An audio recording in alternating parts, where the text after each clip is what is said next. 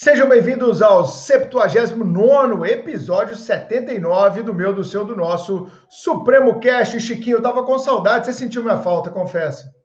Bom dia, boa tarde, boa noite, boa madrugada, ouvintes do Supremo Cast. Sim, Bruno, eu senti sua falta, eu disse nos 2 episódios. Agora, já delimitando o nosso tema, Cesare Beccaria dizia que a tortura é o meio mais seguro de absolver os criminosos fortes e condenar os inocentes fracos.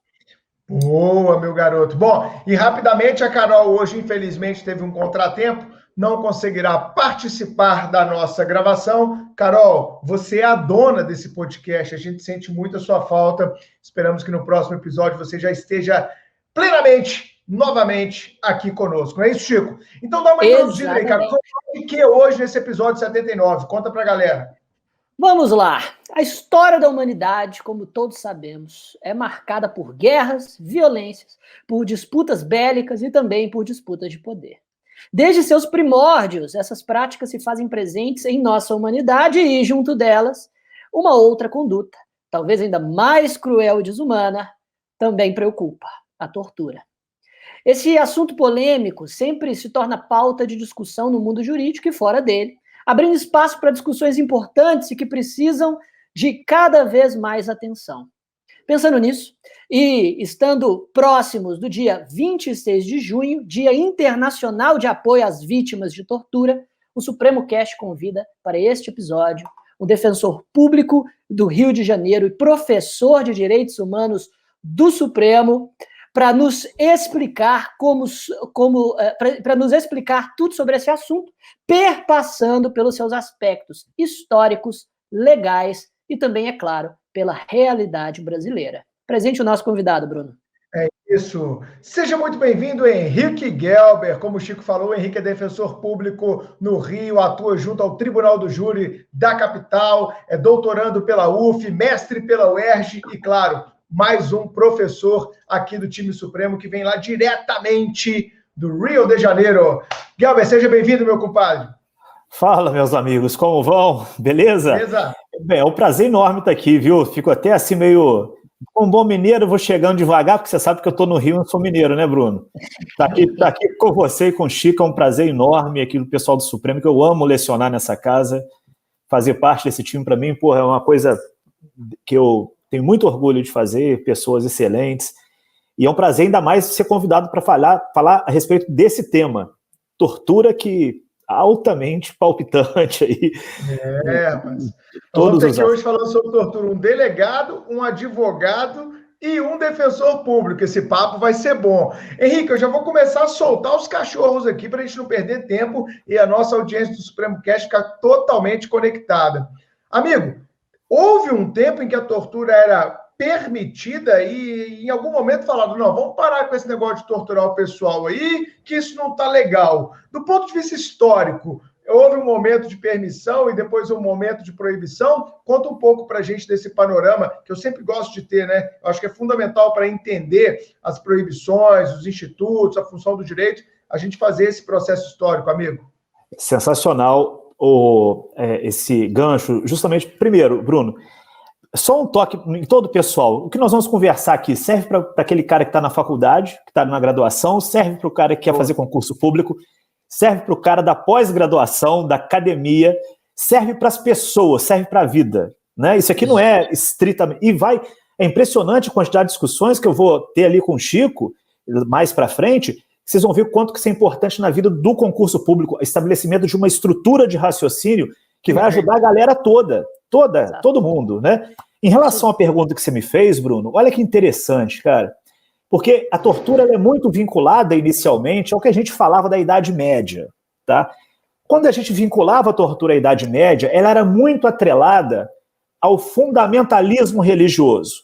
Quem não sabe, quem não já viu filmes e mais filmes em que as pessoas eram torturadas, tudo em prol de dizer, em tese, a verdade que queria ser ouvida, né?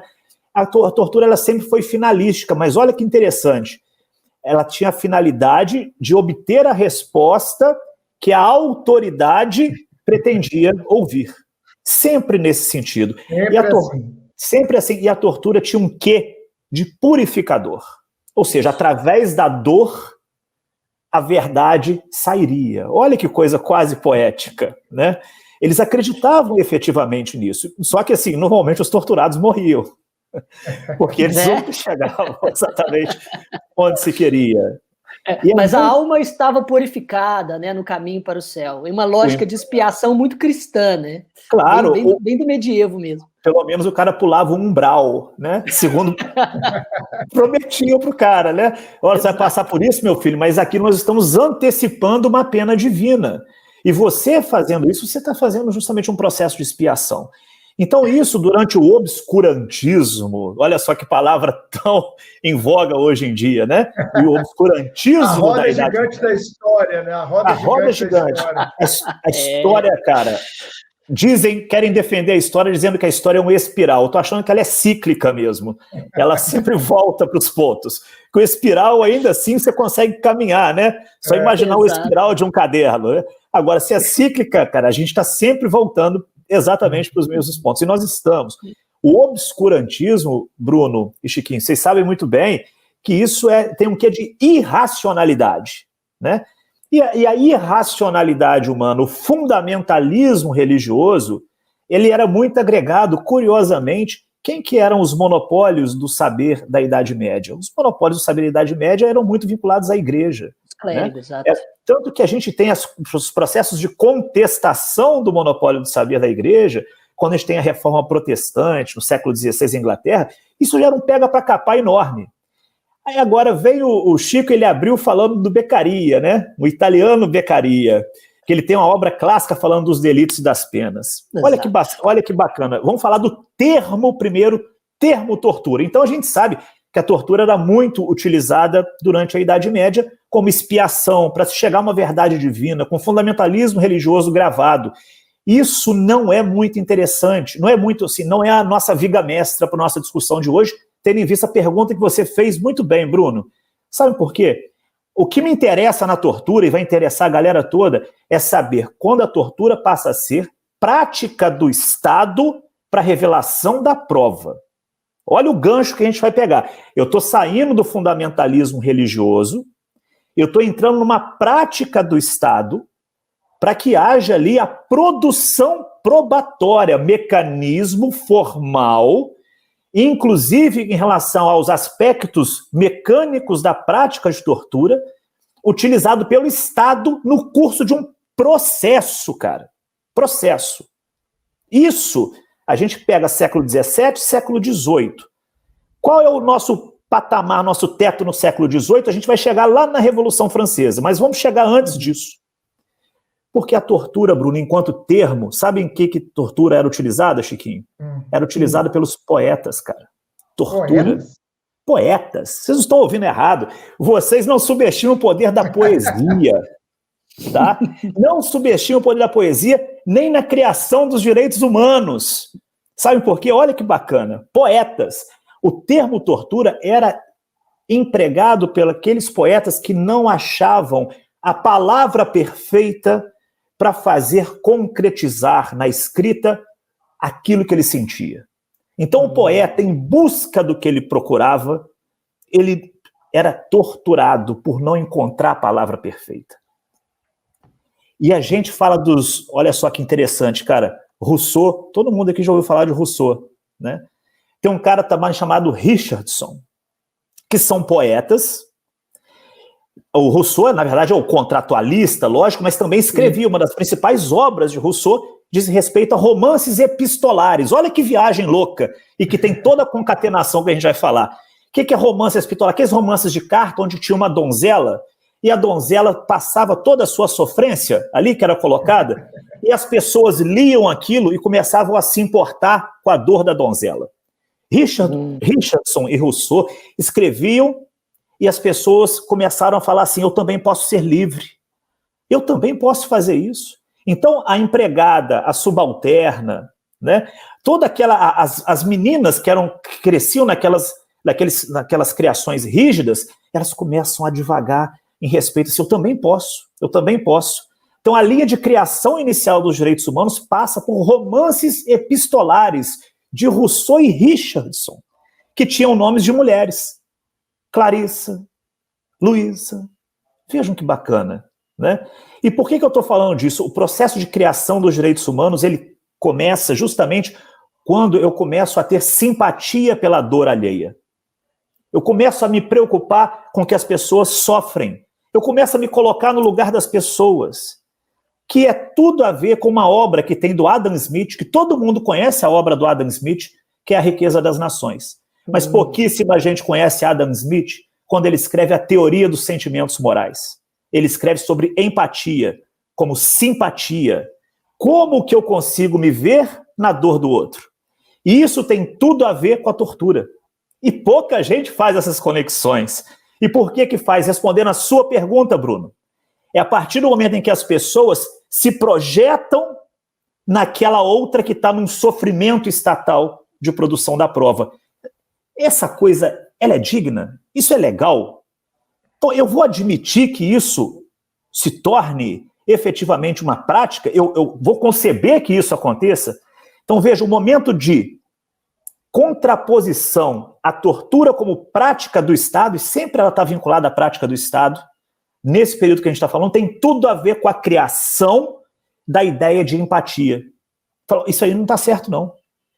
Esse sofrimento mecânico, longo, tortuoso para a revelação da prova, isso me aflige. Acontece o seguinte, quando a gente está lá, o que vocês acham que dá mais público? É o perdão público ou é a dor pública? Cara, a dor. É a dor, porra. Claro. Aí o direito penal para não deixar a gente mentir. Exato, e aqueles Exato, é isso mesmo. Vejam que legal, aqueles espetáculos públicos torturando a pessoa para a verdade processual aparecer, eles começam a incomodar, justamente quando a gente está lidando com um francês chamado Jean Calas. Esse cara, ele tem a confluência, ele tem a parte de um problema, parte de outro problema. Ele é acusado de pressionar tanto o filho por conta da orientação religiosa do filho, entre protestantismo e catolicismo, que o filho se mata. Jean Calas é acusado de ser responsável pela morte do filho. E ele passa a ser torturado justamente para a revelação dos cúmplices e admissão da própria culpa. E Jean Calas começam a escrever sobre ele um cara da história chamado Voltaire. Olha que bacana. E Voltaire, no início, não se opõe contra a tortura enquanto prática estatal. Voltaire fala, isso é um absurdo, o fundamentalismo religioso chegar a esse nível de nós termos que matar uma pessoa que teria sido responsável pela morte de outra. Aí volta Rousseau, volta Descartes. E os caras começam, aparece quem, Chico? Beccaria. Que os caras começam a contestar essas práticas insanas do Estado para revelar a prova. E aí a multidão, dentro de um exercício de empatia, principiada nos romances epistolares, olha a viagem como ela é linda. Que bacana. Eles chegam e falam o seguinte, tá errado essa M, tá errado. Não tem como nós concebermos. Por quê? Porque nós estamos falando da época do iluminismo, em que o centro de gravidade passa a ser o corpo humano, passa a ser o homem. Isso todo mundo vê na faculdade. É o homem, é o antropocentrismo. Então eu não posso admitir que o homem passe por todo esse sofrimento, o corpo humano. A criação histórica, gente, para vocês terem uma ideia, qual foi a graça dada ao Jean Calas? A graça do Jean Calas foi, depois de 2 horas sendo torturado, eles resolveram atribuir-lhe a graça de uma morte rápida. Por que a guilhotina surge na Revolução Francesa? Ela é um símbolo de humanismo. Sim, exato. É morte rápida. Sim. Olha como as coisas são interconectadas na história. Então, assim, esse é um briefing que eu faço em relação à pergunta que você fez. Uma contextualização. Sensacional. E é muito legal ver como que esses movimentos só são possíveis justamente por conta da laicização e racionalização que o iluminismo representou na história, né? Perfeito. Porque se todos os fundamentos ainda religiosos e fundamentalistas estivessem vigorando na consciência média da sociedade, dificilmente toda essa confluência de fatores iria caminhar para a empatia para com o torturado. E olha só como toda a jornada do conhecimento humano é muito mais complexa do que a gente pensa, né? Nós somos uma confluência de movimentos, de ideias, que, de certa forma, perfazem também a nossa noção ética e a nossa visão para com o outro. E tudo isso tem a ver diretamente com a tortura. Agora, já entrando no contexto um pouco mais jurídico, a partir então do Iluminismo, da Revolução Francesa, da laicização do Estado, da secularização do direito, foram surgindo alguns documentos internacionais de prevenção e combate à tortura, não é? Quais foram os primeiros que surgiram e em que sentido eles pretendiam rechaçar essa prática? E quando, perfeito, né, Chico? E quando também, né? Porque esse movimento que o Gabriel colocou, ele está muito ligado ali ao século XVIII e XIX, né, Gabriel? Muito. Fala a memória. Agora, esses documentos, eles surgem lá no século XIX ou já é uma coisa mais recente do século XX, amigo? Tem dois marcos que a gente chama, Bruno e Chico, de marcos. Primeiro, um marco que é a criação de um modelo moderno, do constitucionalismo moderno, que tem esse viés que o Chico está falando. A gente não pode esquecer de 1776, primeiro, que é a Declaração de Virgínia, que é a pós-guerra de secessão dos Estados Unidos, é a independência. E eu tive um protagonista ali, Bruno, olha como tudo se entrelaça, Thomas Jefferson, cara, que ele sai de 1776, ele vai influenciar a Revolução Francesa de 1789, ele participa da construção da Constituição Americana de 1787, e o curioso, Chico, que a Constituição Americana de 1787 não tinha ali direitos individuais. Os direitos individuais, eles vieram por confluência da Constituição Francesa. Nas 10 emendas americanas, por que a gente sabe falar mais as emendas americanas do que as brasileiras? Meu direito da 5ª emenda, meu direito da 3ª emenda. Porra, porque isso veio depois, isso veio justamente em 1791 com as 10 emendas americanas que estão lá ainda até hoje. Depois teve 11ª, 12ª, 13ª, mas os direitos individuais. Então, essa declaração francesa, Bruno, da Revolução Francesa, ela é tida como o primeiro grande instrumento, primeira grande declaração universal, e olha só o termo que veio da confluência Estados Unidos e França, direitos do homem, direitos dos homens. Os direitos humanos, eles são uma modernização desse termo. E depois a gente tem, naturalmente, um período que ele é marcado pelo pós-revolução. A Revolução Francesa não durou muito tempo, na própria França, não dura muito tempo. Eles tinham uma visão ainda, que eu chamo uma visão bem não universalista em relação a quem teriam os direitos do homem. Por exemplo, eles no início, em 1801, os caras foram lá em Haiti acabar com uma revolução haitiana dos negros aqui. Então, assim, valia para eles, mas o exército napoleônico prendeu o chefe da rebelião do Haiti, aqui na pobre América Central, e deixou ele morrer de fome nas prisões francesas. Então, assim, o que é para eles é uma questão, o que vale para as outras nações subalternas, colonizadas, é outra questão. Eu tenho os documentos principais, sem sombra de dúvidas, depois da Primeira Guerra Mundial, que foi bem diferente da Segunda Guerra Mundial, foi uma guerra mais territorial, e a Segunda Guerra Mundial foi quando o povo parou e falou, caçamba, se eu continuar nesse ritmo, a humanidade corre o risco de acabar. Porque eu estou lidando com o fanatismo étnico, racial, eu estou lidando com bomba atômica, para tudo. Vamos construir aqui um sistema que vai reverberar um discurso de Miss Brasil, que é a paz mundial. Esse sistema de paz mundial é um sistema justamente que é para lutar contra a guerra, e não para regular a relação entre os estados, como era a Liga das Nações ao final da Primeira Guerra Mundial. Então muda o eixo, Eu tenho aqui agora que conceber a guerra e dar um tratamento humano às pessoas. Diante de todos os horrores cometidos no curso da Segunda Guerra Mundial, eu tenho hoje a estruturação que vigora hoje entre nós, que é um sistema global de proteção aos direitos humanos. Então, a partir dele, eu tenho a Carta da ONU, isso cai em concurso toda hora, Bruno, quando eles perguntam assim, qual é o International Bill of Rights, né? A Carta Internacional de Direitos. É porque ela é formada pela DUD, Declaração Universal dos Direitos Humanos, o Pacto Internacional dos Direitos Civis e Políticos, onde a gente corre contra a tortura, contra vários direitos civis, e o Pacto Internacional dos Direitos Econômicos, Sociais e Culturais. Esses 3 elementos são a Carta Internacional de Direitos. E neles eu tenho sempre um compromisso humano com o que o Chico disse, compromisso ético.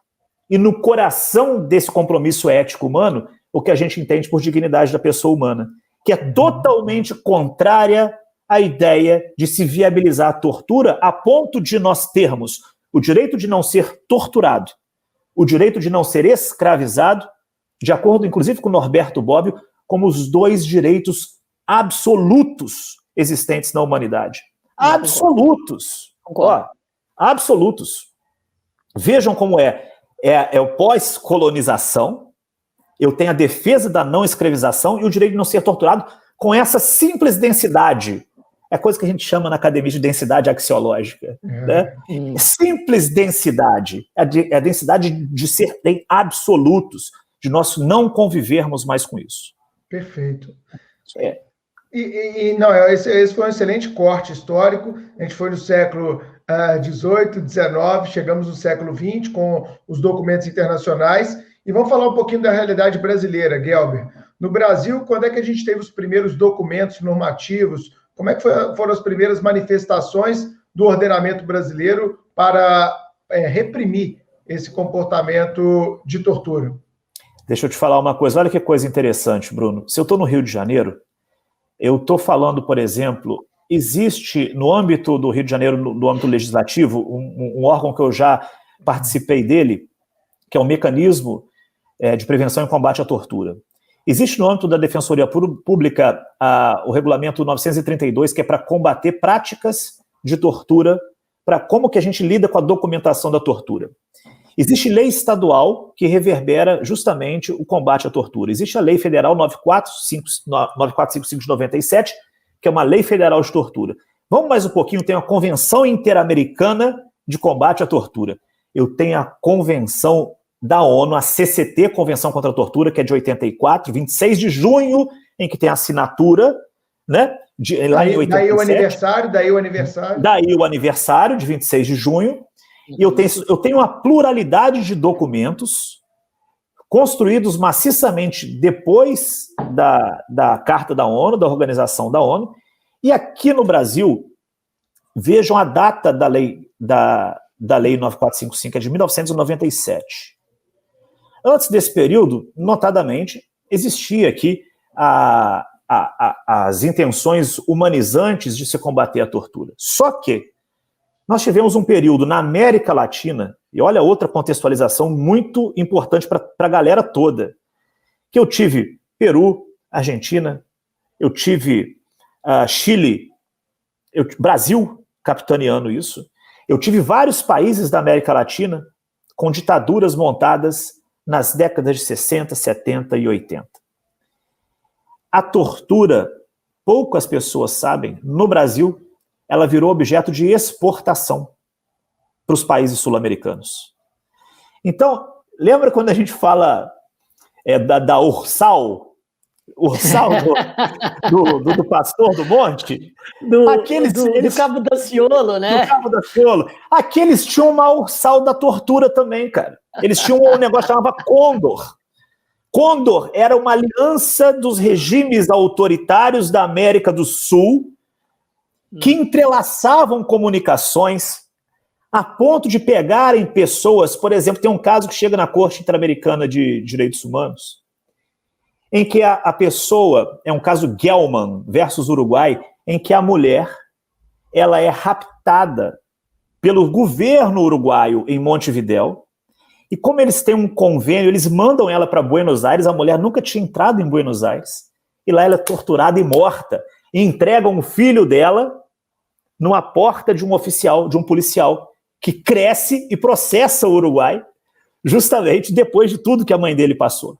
É uma história sensacional que tem. Isso é um digno de filme. Isso dá filme, tem filme disso não, cara. Isso é sensacional. Isso é roteiro de cinema. O que é isso? Roteiro de cinema. Exato. Por que eu estou falando isso? A América Latina, e também a América Central, mas o grande foco na América Latina, voltou a usar a tortura com as aspirações anteriores à Revolução Francesa. Olha a história cíclica aí. Então, assim, diga o que eu quero, mas a tortura como prática estatal definida.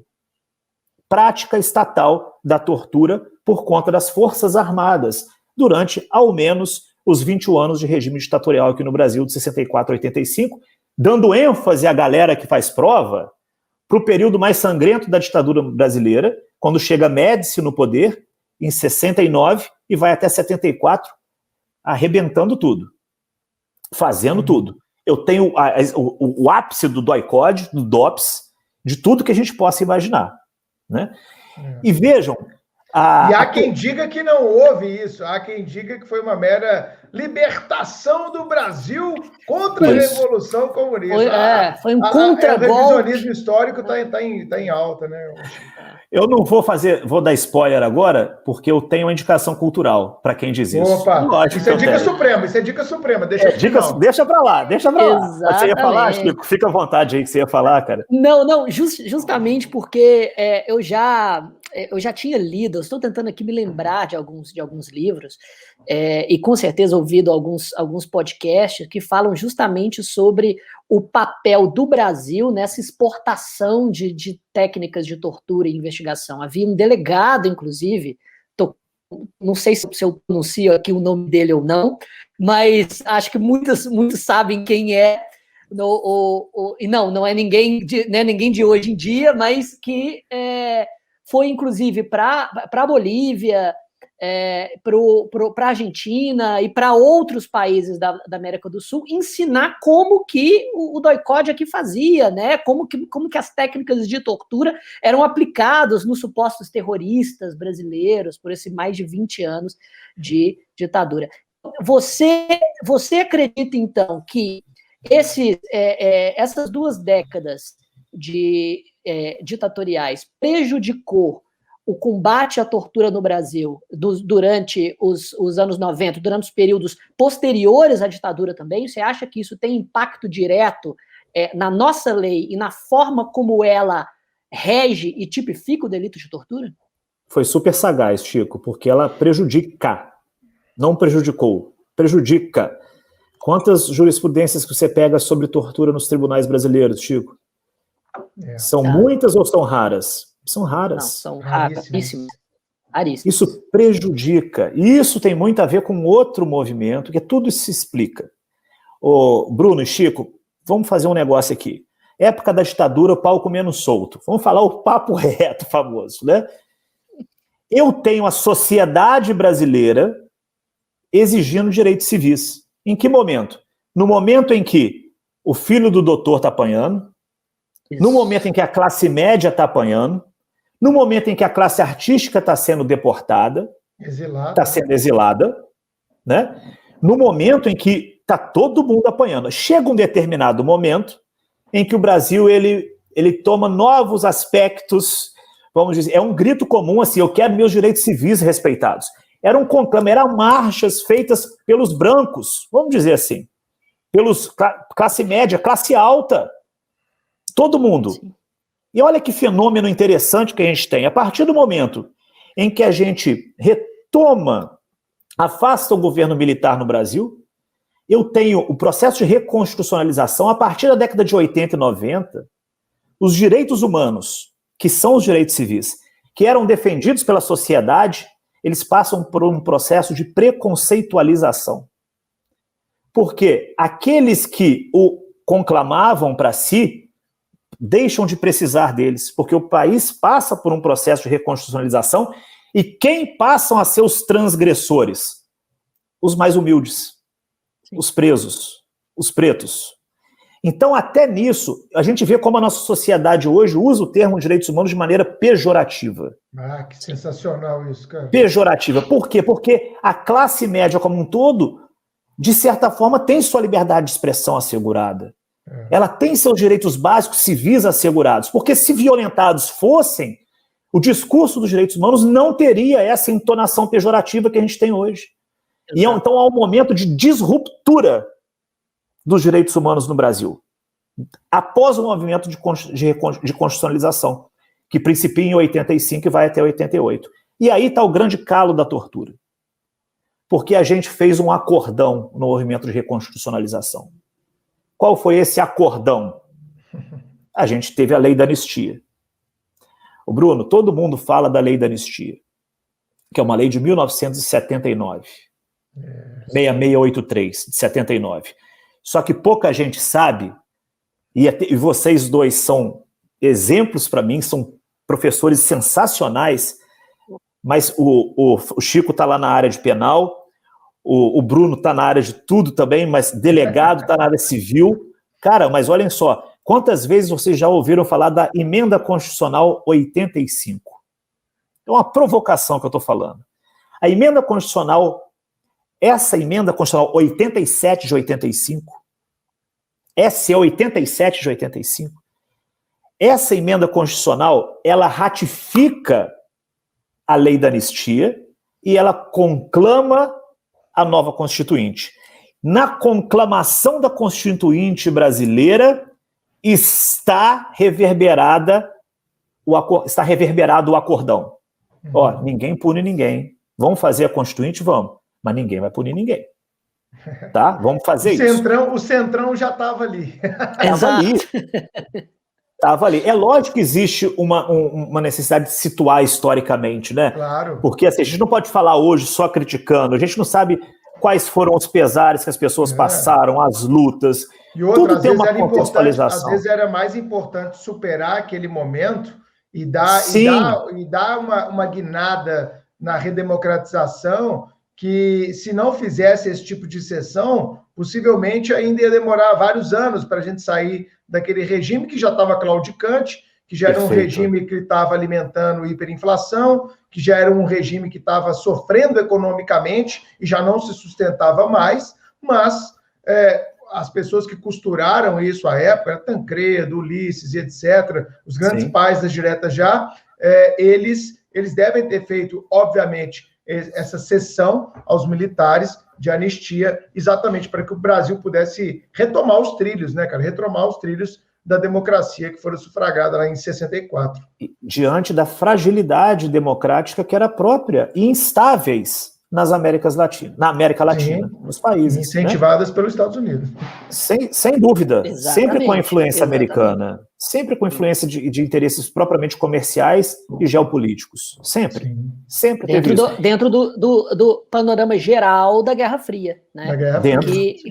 Exato. Que basicamente acabou porque a União Soviética ruiu completamente depois da Primeira Guerra do Afeganistão, e daí tudo bem, você pode deixar a democracia, né, ser resumida nesses países, porque chegou-se ao fim da história, né, como dizia Fukuyama. Mas vamos voltar à anistia, porque eu acho isso importante, porque quando a gente viaja para o Chile, quando a gente viaja para a Argentina, a gente sabe que o fim dos governos ditatoriais lá foram bem diferentes, e muita gente aponta que o Brasil só não curou essa ferida, deixou essa ferida aberta, né? Nós tivemos uma comissão da verdade no Brasil na década passada, para tentar, se não punir, pelo menos reconstruir as histórias, reconstruir as biografias que foram destruídas, e eu acho esse ponto importante. Continua daí, cara. Então, olha que interessante. Lembrando também, Bruno, muito bem colocado por você em relação às particularidades, porque os muros das faculdades, ao tempo da reconstitucionalização brasileira, eles estavam pichados com anistia ampla, geral e irrestrita. Preocupados, então fizeram aquilo lá, uma anistia bilateral. Fizeram uma anistia para um lado e para o outro. Né? E olhem só que bárbara essa história, que tem tudo a ver com o que o Chico disse em relação à lei da anistia 9455 de 97. Na lei 9455... Lei de tortura. Opa, falei da lei da anistia, que eu volto nela, tá? Da lei de tortura 9455. Obrigado, Bruno. A lei 9455, tem muita gente que fala, olha, ela é uma lei mais ampla do que propriamente a gente trata na CCT da ONU, do que a gente trata na Convenção Interamericana, porque ela pega inclusive o particular. Inclusive o particular. Aí eu falo assim, a lei da anistia brasileira, que foi um acordão, é uma lei bilateral, é um modelo praticamente único bem brasileiro de fazer esse período de transição.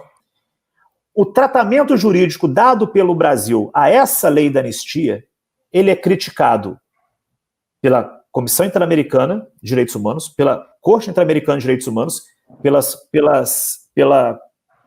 no âmbito da tutela dos direitos humanos no sistema do direito africano, pelo Conselho Geral da ONU, pelo Tribunal Europeu de Direitos Humanos, todos esses locais, todos esses países, vários países, aqui na América Latina, Chile, Argentina, todos esses países tiveram um reconhecimento da ausência de efeitos jurídicos ao perdão concedido por leis de anistia, inclusive peruana.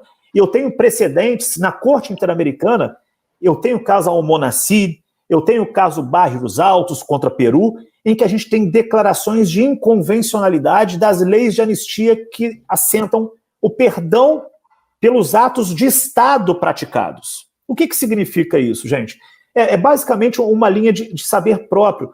Apesar de que no momento X houvesse a contemplação de uma lei da anistia, depois de consolidada o regime democrático, nada impedia que nós revisitássemos esses temas e propiciássemos que as pessoas fossem responsabilizadas pelos crimes eventuais que elas cometeram anteriormente, de acordo com o devido processo legal.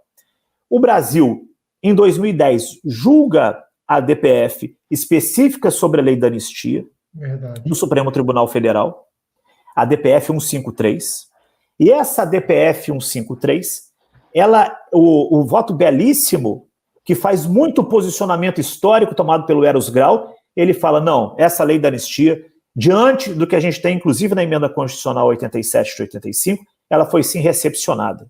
Diz Gilmar Ferreira Mendes que esse foi o voto da vida do Eros Grau, e é um voto belíssimo, de fato é.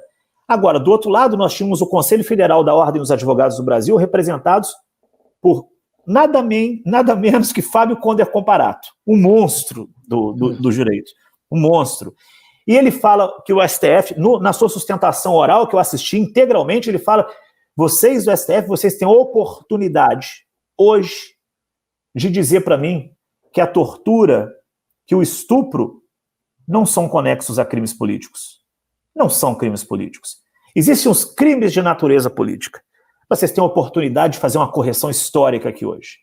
Então, qual foi o projeto idealizado na DPF da OAB Federal? Respeitar eventuais crimes políticos, mas fazer a distinção do que seria político ou não. Boa. E o STF manteve tudo no mesmo bolo, tudo no mesmo pacote, inclusive crimes sexuais. 7 meses depois, o caso Gomes Lund versus Brasil, que é a guerrilha do Araguaia, cometida no início da década de 70, coibida por Médici, matando todo mundo no Mato Grosso, ele é julgado pela Corte Interamericana de Direitos Humanos. 7 meses depois da decisão do STF. Isso cai em prova aberta, tá, Bruno? Essa situação que eu tô falando, isso cai demais em prova. Tem 10 anos que isso cai em prova, cara. Essa questão do STF da lei de anistia tem 10 anos que cai em prova. Continua errando, mas nossos alunos não vão errar mais, né? De jeito nenhum. Porque toda essa contextualização histórica serve para o cara raciocinar bem, pô, manter as bases do que ele quer. Porque 7 meses depois, ainda em 2010, olha a decisão do STF, a DPF 153, em abril. Em novembro eu tenho um julgamento lá na Corte Interamericana, caso Gomes Lund. E a Corte Interamericana fala, é errada essa premissa aí, de que para eu ter paz, eu preciso de perdão, de perdoar tudo que aconteceu para trás. Os regimes não crescem em cima disso. Pelo contrário, se você faz isso, você deixa todas as veias antidemocráticas ainda pulsantes. Você não corta. Você não corta. O golpe então, tá aí. Quando você atribui um tratamento permissivo para o que é abjeto, você não corrige o que é abjeto. Você descredibiliza que o país venha a sancionar atos abjetos. São coisas diferentes. Então a premissa brasileira é errada. Aí, hoje, como que essa situação chega? E olha que interessante, ô Chico, essa DPF de 2010, 153, ela foi julgada em 2010. O que o Fábio Conder Comparato fez? Pá! Embargo de declaração, com efeitos modificativos. Vocês não analisaram isso? Está concluso. Isso não transitou em julgado. Isso é causa, inclusive, de algumas questões que eu já fiz, para anular a prova de questões objetivas. Porque tem gente que fala, de acordo com o julgado na DPF 153, eu falei, peraí, isso aqui não tem trânsito em julgado não, tá? Tem uma manifestação do pleno mas o processo está ainda aberto. Então, a depender da maneira em que se constrói uma questão dessa, ela está errada, porque as pessoas não se atentam para isso, né? Agora, olha que interessante, o que eu chamo até, eu faço umas brincadeiras com meus alunos, assim, qual que é o pulo do gato disso daqui, cara? É justamente que o STF não há choque, por incrível que eu possa dizer para vocês dois, não tem choque entre STF e Corte Interamericana de Direitos Humanos. Aí vocês vão falar, você está de brincadeira comigo. Sabe por quê? O parâmetro utilizado pelo STF foi o direito interno, foi o regime constitucional brasileiro. O parâmetro utilizado pela Corte Interamericana de Direitos Humanos foi o direito convencional, foi o direito dos tratados, foi o direito internacional. Logo, se eu me valho de parâmetros distintos, eu posso chegar a conclusões distintas. Foi o que aconteceu. Tem uma teoria que chama teoria do duplo controle. O que significa isso? Outra questão de prova. A gente está viajando pela tortura, a gente vai voltar nela, óbvio, mas é interessante a gente contextualizar isso, porque a tortura tem tudo a ver com isso. Claro. Olha só, eu tenho uma teoria do duplo controle, gente, que é assim, para a norma ser válida, para a lei da anistia ser válida, ela tem que ser compatível tanto com a Constituição quanto com a Convenção Americana de Direitos Humanos. Se não passa pelo duplo controle, ela não é válida. Então, juridicamente, para uma doutrina internacionalista, a lei da anistia não é válida porque ela é inconvencional. E como que a gente vai matar essa questão? A DPF 320, ajuizada no STF, pedindo que o STF se manifeste em relação à lei da anistia com base no regime convencional, nas normas internacionais. Opa, tramitando. Está tramitando ainda a DPF 320. 320, proposta pelo PSOL. O interessante vai ser que eles vão demorar tanto para julgar, porque na hora que falarem, não, a lei da anistia realmente estava errada, temos que apurar. Pessoal, já morreu todo mundo que fez. Já. Demorou tanto tempo, né, que os torturadores todos lá, aqueles caras que cometeram crimes abjetos, já terão sua punibilidade, né, Chico? Extinta lá nos termos do Código Penal em virtude da morte do autor. Gabriel, esse papo está fantástico, mas se a gente puder entrar um pouco mais na legislação brasileira, eu queria te perguntar, com base na 9455, que cai em muita prova de concurso, tem muito concurseiro nos ouvindo, quais são as principais características do crime de tortura retratadas nessa lei ou não retratadas nessa lei? Podemos ter um viés crítico também a respeito dela, né, Chico? Exatamente. Já aproveitando a pergunta, no que estas definições escolhidas pela legislação infraconstitucional brasileira são distintas daquelas definições já consagradas em tratados internacionais e qual é o motivo dessa distinção? Perfeito, gente. Excelente a pergunta e deixa eu falar uma coisa com vocês.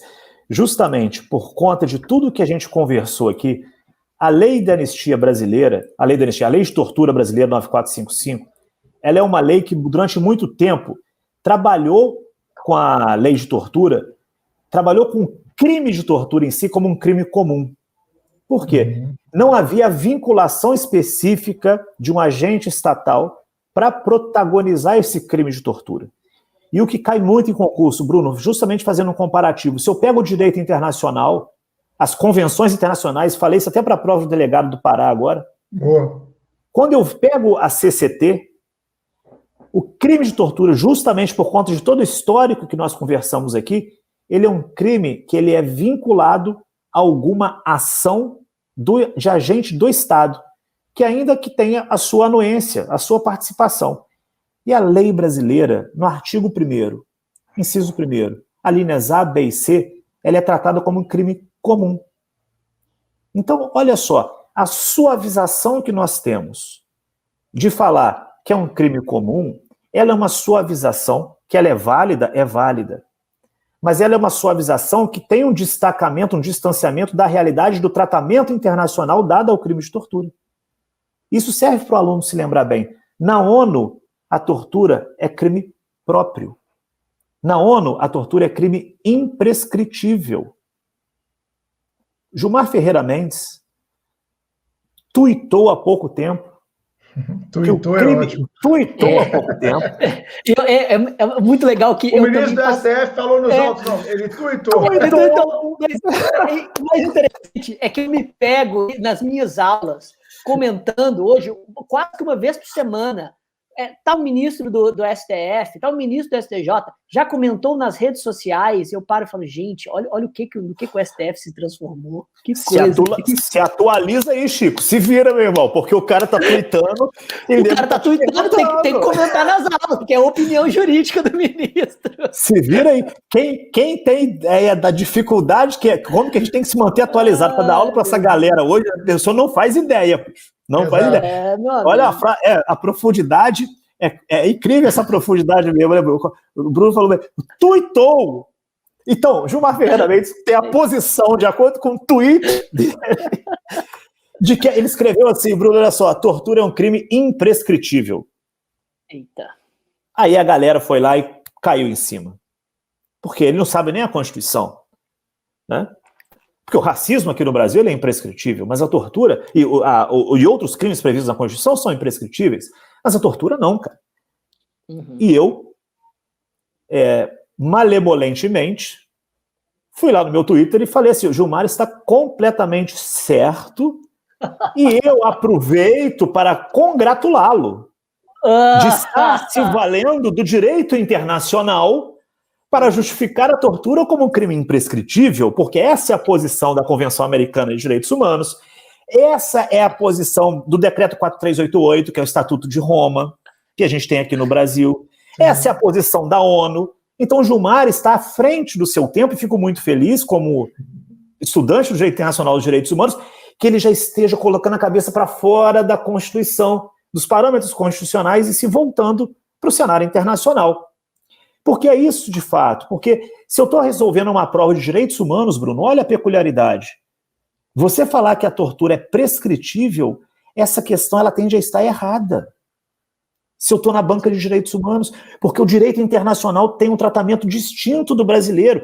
Trata dela como crime formal, crime próprio, que só pode ser cometido lá com a participação do agente do Estado, e além de fazê-lo dessa forma, o trata com imprescritibilidade. No Brasil, prova de direito constitucional, a tortura ela é prescritível.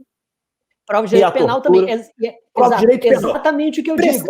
Exatamente o que eu digo. Olha, o tratamento internacional da tortura em uma prova de direitos humanos, ele precisa de uma mentalidade diferente do aluno do que o entendimento da tortura para o direito penal e para a Constituição brasileira enquanto tipo penal. No Brasil, o racismo e a ação de grupos armados contra a ordem constitucional e o Estado democrático de direito são crimes imprescritíveis. Só a tortura não entra. Mas isso é na prova de direito penal, com o viés constitucional no que tange ao estudo dos nossos tipos penais e a extinção da punibilidade. No contexto internacional, a imprescritibilidade é a regra. Sem contar que tem que se atentar para o tweet do Gilmar. Tweet que vai cair no SESC. Só falta agora o SESC cobrar. Conforme mencionado no Twitter. Tá escrito, pô. Tá escrito. Então, vamos lá. E não adianta pagar não, porque o print é eterno. O print é eterno. Agora, não é só isso, Bruno. A gente está falando da 9455, beleza? O artigo 1º tem um tratamento de crime comum e suas respectivas figuras. Quando chega no artigo 2º, aí a situação, pelo STJ, ela ganha áreas de complexidade, porque a pessoa vai lá e me diz assim, a tortura castigo, a tortura pena, esta sim, precisa de uma especial qualidade do sujeito, Chico me corrija se eu estiver falando errado, tá? É isso mesmo. Precisa de uma especial qualidade do sujeito, logo ela é um crime próprio. Então, na lei brasileira, nós temos no artigo 1º, inciso 1º, alíneas A, B e C, a tortura como um crime comum. No artigo 2º, a tortura como um crime próprio. Né? E não param. E o STJ, Chico e Bruno, tem um julgamento belíssimo em que ele faz um entendimento correto. Porque chegou a ser contestada a lei de tortura, e o que diz o ministro ali, me falta o ministro agora, depois até tem um blog, Bruno, depois que vai essas questões. A gente coloca lá, Eu coloco o número dos julgamentos para vocês, tá bem? Tem 2 números aqui, que ele fala o seguinte, olha, ele está coberto de razão, mas olha o raciocínio. Se a lei de tortura brasileira não é incompatível com o direito internacional, ela não é. Por mais que haja uma disfarçatez nela, disfarçatez que eu me refiro a quê? A desprender a tortura como ato de Estado, de agente do Estado, ela não é inconstitucional, ela não é incompatível com o direito internacional. Por quê? Porque a proteção dada ao crime de tortura, ela é mais ampla do que aquela existente no direito internacional, porque aqui podem ser apenados com crime de tortura não só o agente do Estado, mas também qualquer pessoa. E isso é verdade. Isso está assentado no STJ. E é bem interessante outros aspectos, que os alunos depois, para fazer um estudo bem interessante sobre isso, tem um precedente do Pará, Bruno, que eu peguei para o pessoal do STJ, para delegado do Pará, em que se discutia a intensidade. Eu quero falar só sobre intensidade antes de passar a bola para o Chico, porque se fala assim, olha, a intensidade do crime muitas vezes faz a distinção entre o que é um meio cruel, entre o que chega a ser tortura, entre as figuras típicas que a gente, como se nós fôssemos subir uma escadinha. Não há dúvidas que a tortura ela pode ser psicológica, pode ser moral, pode ser física. A galera tem que saber disso. A tortura só é tortura se ela for causada intencionalmente. Tem que ter, não existe tortura culposa. Não existe isso. Ela é dolosa. No Brasil, em Guarani, minha terra, na Itália, em todos os lugares possíveis. Ela tem que ser causada intencionalmente. Tá? Agora, em determinadas figuras da tortura, como é no caso da tortura-castigo, da tortura-pena, existe ali um sofrimento que ele é relevante para o cometimento da tortura. Mas se eu pego práticas outras, eventuais, sobre o mesmo contexto, o sofrimento ele pode ser um adereço da tortura. O que é um adereço? Ele pode ser prescindível dentro da configuração. O sofrimento físico pode ser prescindível. É nessa tônica. Eu queria até achar esse julgado do STJ para vocês, para falar dele aqui, cara. Mas eu não vou encontrá-lo aqui agora. Não vou encontrá-lo. Tranquilo, vamos lá. Tá? Que era justamente nesse sentido, onde a tortura se situa no plano do sofrimento, se ele é necessário em toda e qualquer prática da tortura. Se há uma afirmação no concurso público falando que a tortura só existe quando o sofrimento físico ele é comprovado, ele é num nível alto, a resposta está errada. Que não há essa vinculação estrita. Tá? É um passeio que a gente está fazendo aí por algumas previsões. O sofrimento é uma consequência do delito e ela é absolutamente individual, né? Ela é totalmente experiencial, se a gente pode falar assim, e vai da experiência e da dor de cada um. Tem gente que suporta mais a dor, tem gente que suporta menos. Se a gente começar a ter isso como métrica, né, Chico? Como é que vai ser a lesão corporal, por exemplo? Não, esse tapa aí foi leve para uma, para outra. Bruno, você matou a charada sem saber do exemplo específico, porque foi esse o caso do Pará. Porque no Tribunal de Justiça do Estado do Pará, desclassificaram de tortura para lesão corporal. Chegou no STJ, eles falaram, não.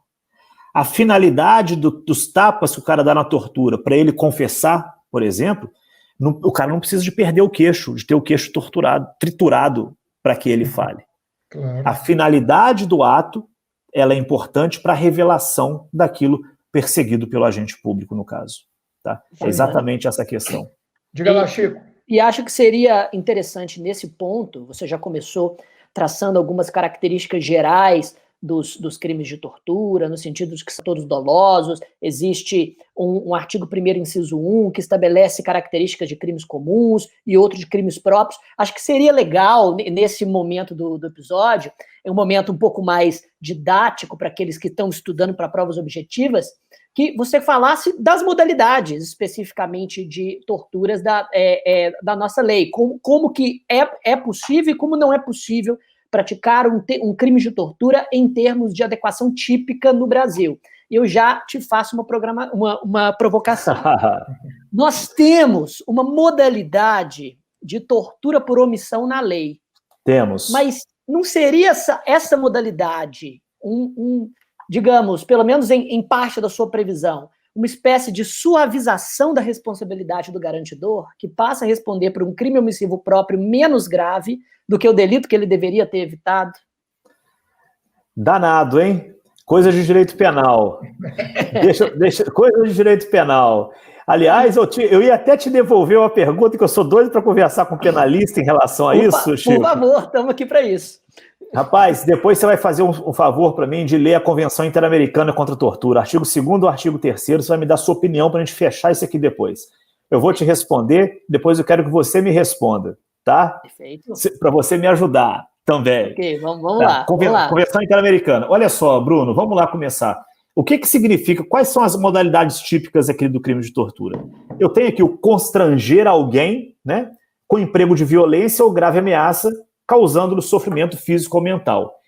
Isso daqui, eu preciso do sofrimento físico ou mental, que ele vem colocado, é colocado como um crime comum, que pode ser praticado por qualquer pessoa, sem menor dúvidas. Agora, eu tenho as finalidades. Olha que interessante as finalidades, porque eu constranjo alguém com emprego de violência, grave ameaça, causando sofrimento físico ou mental, e depois, com o fim de quê? De obter informação, declaração, confissão da vítima ou de terceira pessoa. Então eu tenho uma situação bem específica aqui, uma finalidade probatória da tortura. Isso, a outra... Isso, chamada de tortura probatória ou tortura persecutória, né? Perfeito, perfeito, Chico. Artigo 1º. Aí eu tenho o mesmo sofrimento físico ou mental, que eventualmente é tratado, mas para quê? Para provocar uma ação ou omissão de natureza criminosa. Isso está estampado em vários detalhes na legislação internacional também. Bruno, você como delegado, você tem uma pessoa que está sob sua custódia, chega a sua namorada e fala, amor, por favor, dá um tratamento especial para ele, para mim. Esse cara, eu não gosto dele. E você faz o que você eventualmente faz. Né? Você vai lá e confere a essa pessoa um tratamento penal, um tratamento massivo, um tratamento de outra ordem para satisfazer essa pessoa, a sua namorada, no caso. Né? Existe uma terceira figura, que é em razão de discriminação racial ou religiosa. Que essa modalidade de tortura ela é muito específica e brasileira, trazida na legislação brasileira, que é para especificar a causação de um sofrimento físico ou mental a partir de uma discriminação racial ou religiosa. Bruno, Chico, você está com direito penal aí há mais tempo, eu nunca vi esse tipo de tortura ser tipificado como tortura na minha vida, sinceramente. O emprego dele é difícil. Eu tenho legislação antidiscriminatória no Brasil, Convenção Interamericana Antirracista chegando agora, com viés constitucional. Eu nunca vi isso aqui na minha vida. Em relação aos nomezinhos, assim, eu nunca vi. Exato. Pode falar, pois, justamente, essa que a doutrina chama de tortura racial, ou tortura racismo, ou tortura preconceituosa, e ela é tão eu entendo que a intenção pode ser boa, mas ela é tão mal construída na lei, e a nossa lei, ela tem uma técnica legislativa tão pobre, mas tão pobre, que, como você muito bem colocou, são 3 tipos penais distintos no inciso 1 do artigo 1º. Tipos penais cujo inciso 1 narra os meios de execução e o verbo núcleo. E as alíneas narram crimes distintos que se aproveitam dessas mesmas elementares. Assim, a técnica de construção dos tipos penais foi jogada para o espaço. E o pior... Sem interconexão entre eles. Perfeito, sem interconexão. E o pior, o mesmo verbo núcleo constranger, que normalmente é utilizado nas normas incriminadoras no sentido de forçar, submeter ou obrigar alguém a fazer alguma coisa. Isso vale para as 2 primeiras alíneas, mas não vale para a terceira, para essa tortura racial que a gente está falando. Porque a lei, como você muito, muito bem colocou, diz, constitui tortura, constranger alguém com emprego de violência ou grave ameaça, causando sofrimento físico ou mental, em razão de discriminação racial ou religiosa. Mas espera, constranger não significa obrigar a fazer ou deixar de fazer alguma coisa? O constranger está sendo utilizado nesse sentido? Não, está sendo utilizado no sentido de causar constrangimento. Olha como que os tipos penais são construídos por uma lei tão importante. A base de ação é diversa e a base de resultado é diverso. Exato. Bem diverso. naturezas intrinsecamente diversas, né? Perfeito, perfeito. Eu fico aqui pensando o quanto de questões de concurso sobre essas controvérsias a gente já teve desde 97 e continuaremos tendo, né? Ô, Gabriel, eu queria trazer um aspecto mais criminológico aqui para o nosso papo, e não tão um aspecto de direito penal, propriamente dito, de dogmática penal, mas um aspecto mais de criminologia.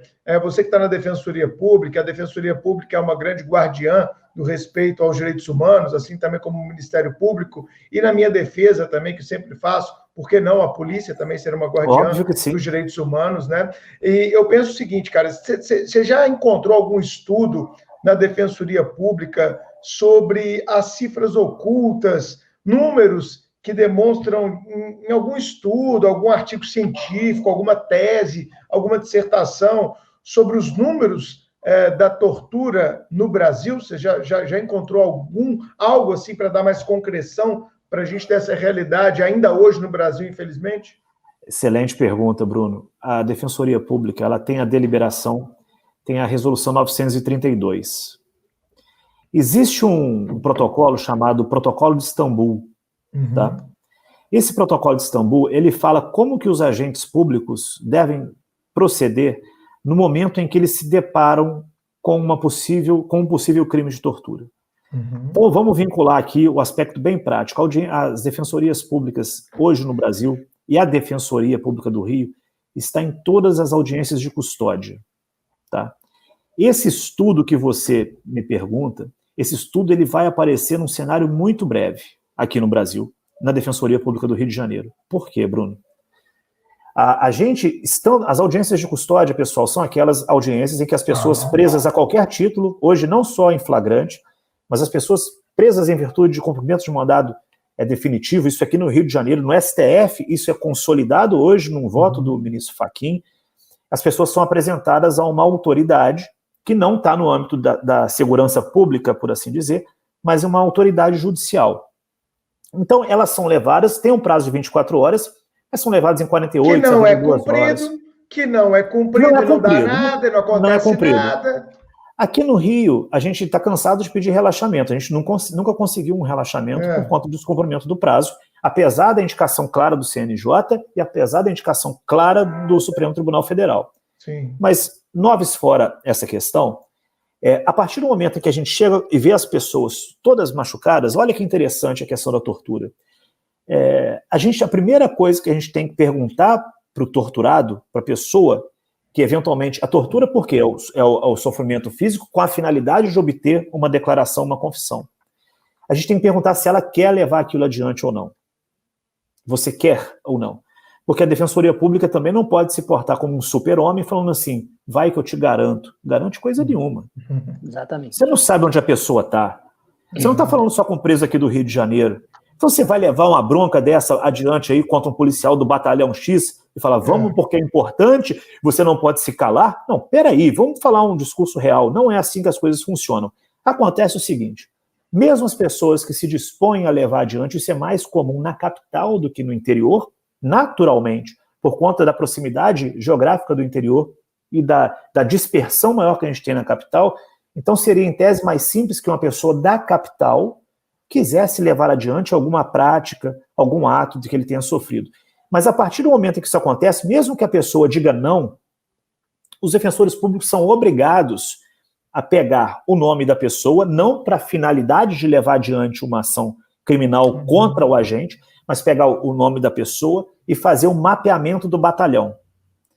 Levar essas informações, todas elas, para serem concentradas no Núcleo de Defesa dos Direitos Humanos, no NUDED. E, a partir dali, estabelecer dados estatísticos, inclusive relacionados à cifra negra. Cifra negra, dentro da criminologia, seriam todos aqueles crimes perpetrados, mas que não chegam ao conhecimento formal das autoridades e recebem um processamento devido. Então, são as manchas que existem em relação aos crimes, mas não necessariamente os crimes que são formalizados. E a tortura, ela vai ter uma contemplação de um estudo ao qual você se refere, eu acho muito interessante a partir dessa consolidação que a gente está fazendo, a partir da nossa resolução 932. Coisa que não conheço no Brasil. Existem órgãos incríveis no Brasil, como Tortura Nunca Mais, que muito entrelaçado ao direito da época ao combate à tortura na época da ditadura, mas assim, tem o conselho, tive uma reunião recentemente do CNJ com a Corte Interamericana de Direitos Humanos e com o Mecanismo Nacional de Prevenção e Combate à Tortura, que em breve vai nos entregar vários outros dados bem interessantes a respeito disso. Hoje eu diria que o maior órgão concentrador de informações sobre tortura no Brasil seja esse Mecanismo Nacional de Combate e Prevenção à Tortura que a gente tem aqui. Que eu imagino que está subordinado lá ao antigo Ministério, né? Ministério da Justiça. Ministério da Justiça. Ele está mais no Ministério da Justiça. Isso. E eu vou até... Aliás, boa pergunta, desculpa, mas boa pergunta. Pode ser que seja com a Damares, viu? Eu tenho até que olhar isso. Pode ser. A Secretaria de Direitos Humanos, né? Que já foi ministério um dia. Bom, Gabriel, mas como é que vocês fazem, cara, um filtro assim a respeito de denúncias, se há esse filtro? Aí eu estou fazendo o papel aqui do policial e eu posso até contar um caso, acho que o Chico nem sabe, há uns 10 anos eu fui acusado de tortura, viu, Chico? Caramba, sério? No Ministério Público Federal contra mim, eu trabalhava só com droga, né, cara? Eu aprendi uma quadrilha, uma associação criminosa, né? Os caras estavam trazendo quase 1 tonelada de maconha dentro de uma van, com placa do Paraguai aqui para Belo Horizonte, a associação toda interceptada, a gente ia pegar os caras, e tinha um moleque mais playboy, classe média, que ia ganhar 2 ou 3 tijolos, né, de maconha para fazer o serviço de batedor quando estivesse chegando em Belo Horizonte. Então ele pegou a moto dele, lá perto de Betim, Contagem, e foi fazendo o serviço de batedor. A gente tinha filmado, eu sabia que era um moleque, operação de 6 meses de investigação. Aí no dia do flagrante, paramos a moto do moleque, aí ele ficou sem saber o que fazer, 10 minutos depois chegou a van que ele estava fazendo serviço de batedor, pegamos ele também, levamos todo mundo, prendemos umas 8 pessoas, tá? Aí, Chico, esse moleque chegou, chorou, a mãe dele veio na PF, meu filho não faz nada, minha senhora, seu filho não foi parado à toa. Tem uma investigação por detrás e tal, fica tranquila, né? Aí o moleque lá chorando no dia, chegou, doutor, se eu falar a verdade, isso me ajuda? Eu falei, claro que vai te ajudar. Vai te ajudar porque o juiz vai ter que levar sua confissão em consideração no momento de aplicar a pena lá na frente. Você vai falar aqui para mim, eu vou reduzir a termo, quando eu for ouvido na justiça eu vou falar que você confessou e tal. Beleza, então me levou lá e falou. Aí depois, Chico e Guelber, esse moleque foi orientado por um advogado, dentro de uma tese de defesa, a dizer que só confessou na polícia porque havia sido torturado. E aí, esse advogado vagabundo foi no Ministério Público Federal e fez uma denúncia contra mim e contra a minha equipe, sabe? Só que, poxa, a galera sabe como eu trabalhava, sabe da minha cientificidade, a robustez dos meus inquéritos. E minha defesa foi muito fácil, né? Eu falei, para que eu ia torturar esse menino se eu já tinha 10 provas aqui, ó, essa filmagem, 300 ligações telefônicas, mensagem SMS, antena de estação de rádio base, eu torturar ele para quê? Para satisfazer o quê? A minha loucura? Não tem motivo nenhum. Eu falei para ele, ele me perguntou se queria confessar, e a sorte nossa foi que um dos presos foi ouvido pelo Ministério Público Federal, e o preso falou, não, esse moleque confessou mesmo lá na frente do delegado, a gente estava todo mundo na sala, ele chamou o delegado do canto e quis confessar, porque senão, bicho, eu podia ter tomado nu, né, sem ter feito porcaria nenhuma, trabalhando dentro de uma correção danada. Então, assim, é óbvio, grande parte, não estou passando pano para tortura, não, eu estou só colocando um outro ponto, que também a gente não pode vulnerar, às vezes, agentes estatais, quando não há prova alguma, né? O Guelber colocou bem, o cara está lá todo destruído, com o olho roxo, com a boca destruída, né? Que dali não foi só uma abordagem, foi porrada mesmo que o cara tomou, e a gente sabe que, infelizmente, isso ainda acontece muito no Brasil.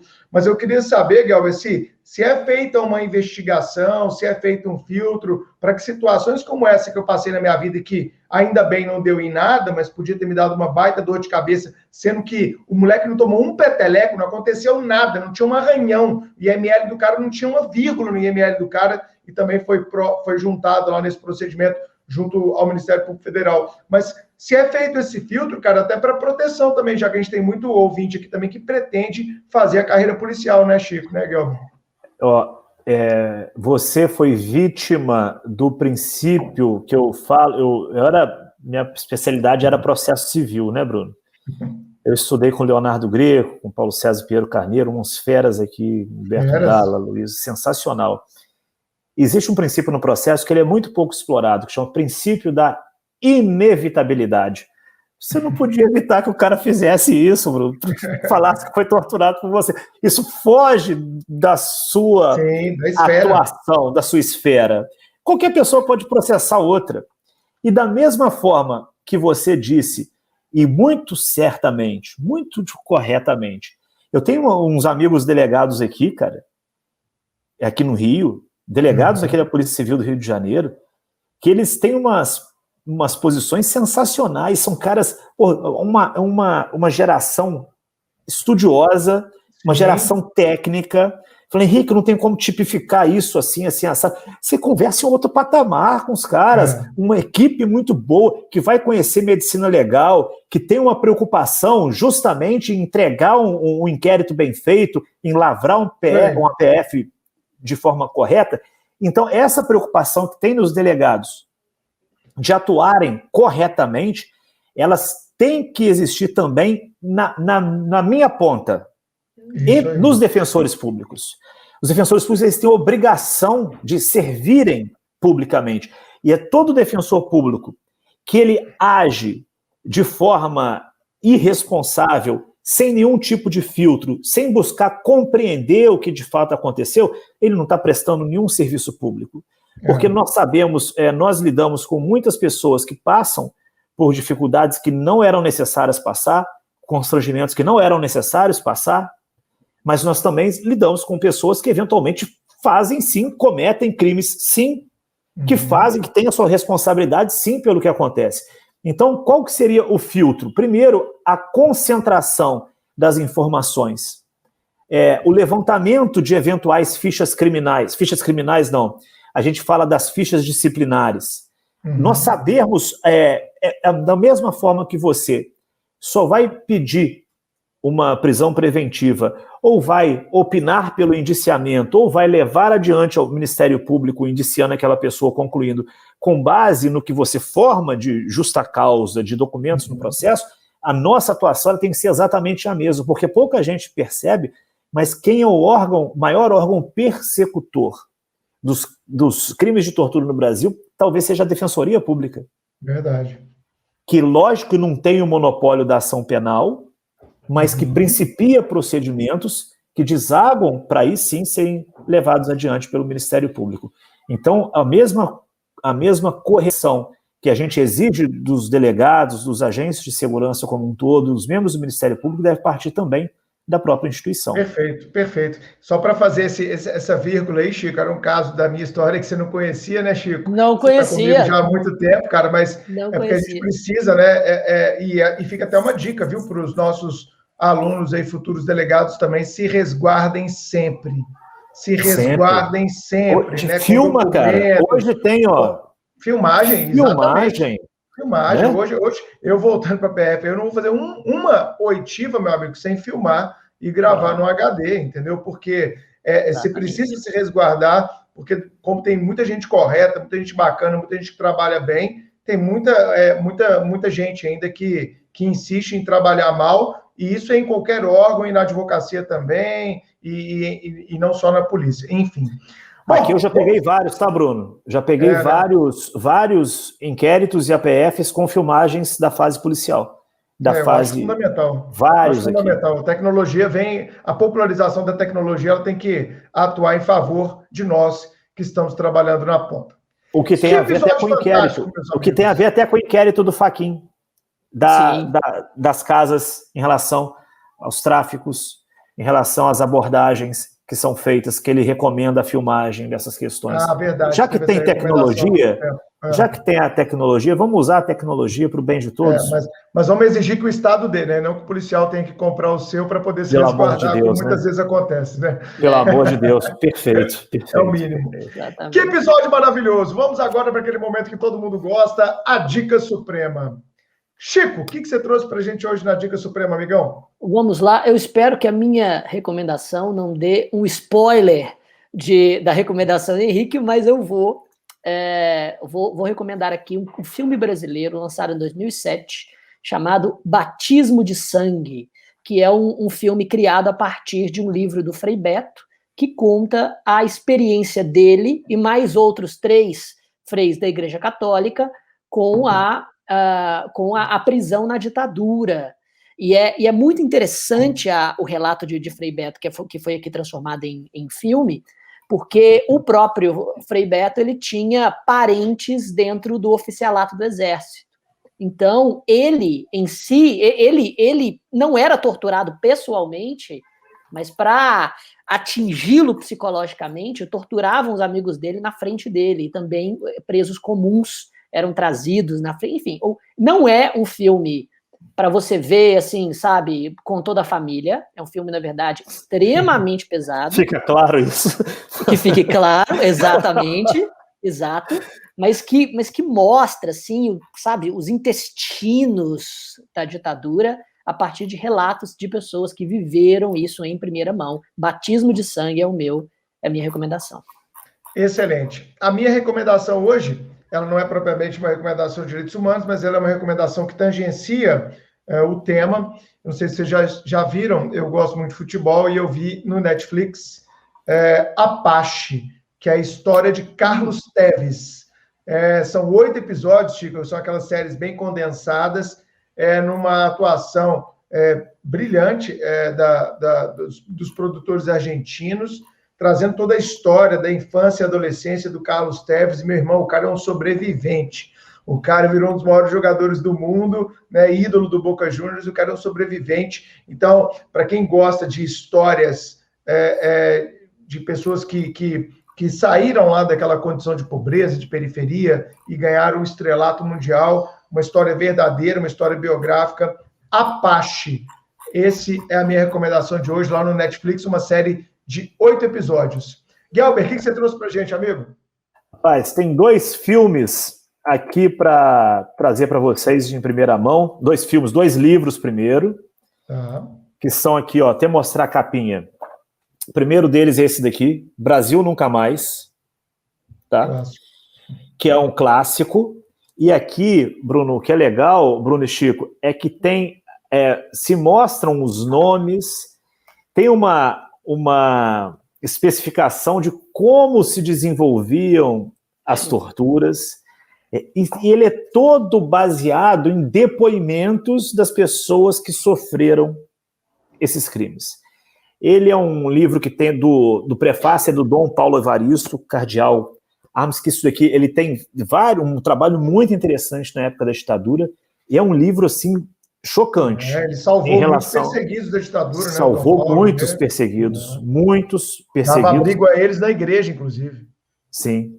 É muito interessante. A participação da Igreja Católica no auxílio, ela já chegou a atuar em determinado momento, porque a ditadura militar ela veio no Brasil com apoio inicial da própria igreja, né?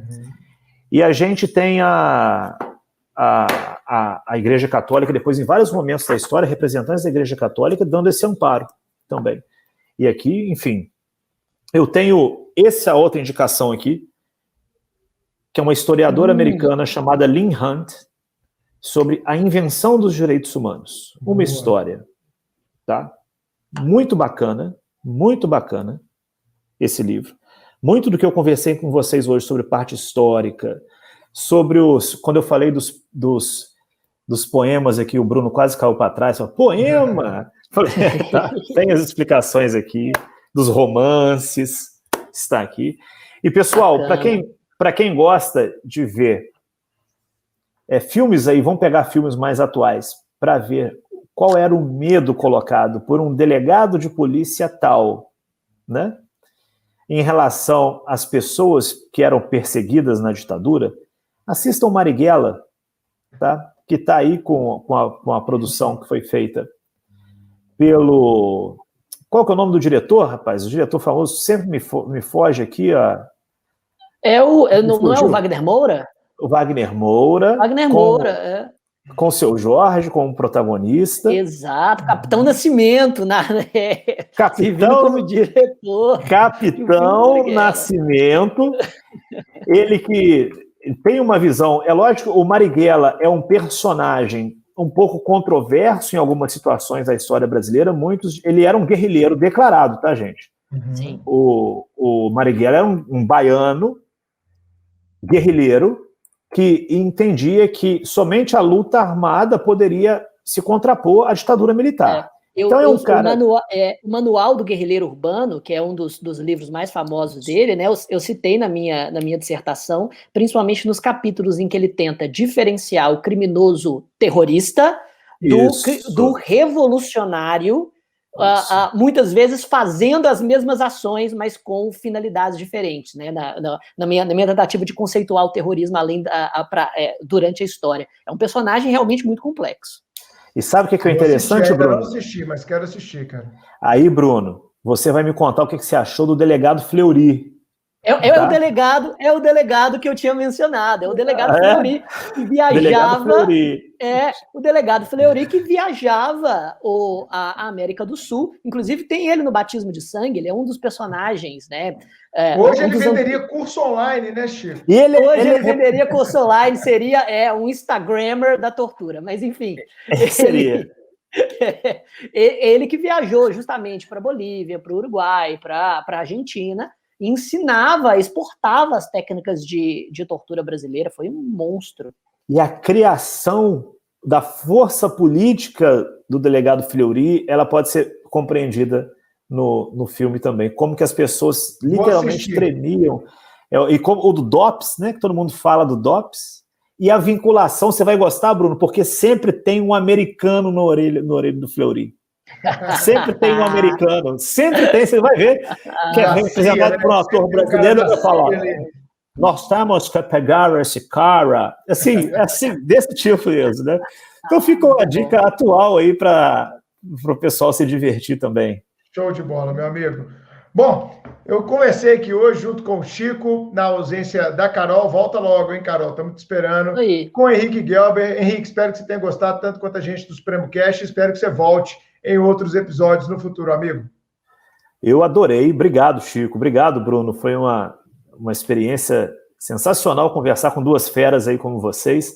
Estou sempre à disposição para o que precisarem e para o que me chamarem. Pode mandar. Tá? Muito bem, eu agradeço a sua presença, a sua sapiência e principalmente a sua sensibilidade crítica em um tema tão complexo, em um momento histórico tão delicado que o Brasil e o mundo vive. E é isso, acredito que as suas palavras cumprem muito bem o recado do Supremo Cast. Eu gostaria de terminar justamente dizendo, olha, tortura nunca mais como instrumento institucionalizado dentro da persecução penal ou em qualquer outro contexto. Obrigado pelas suas palavras e pela sua participação. Foi um prazer, gente. Um abraço e até a próxima. Obrigado, galera. Até a próxima. Valeu, até o próximo episódio. Tchau, valeu.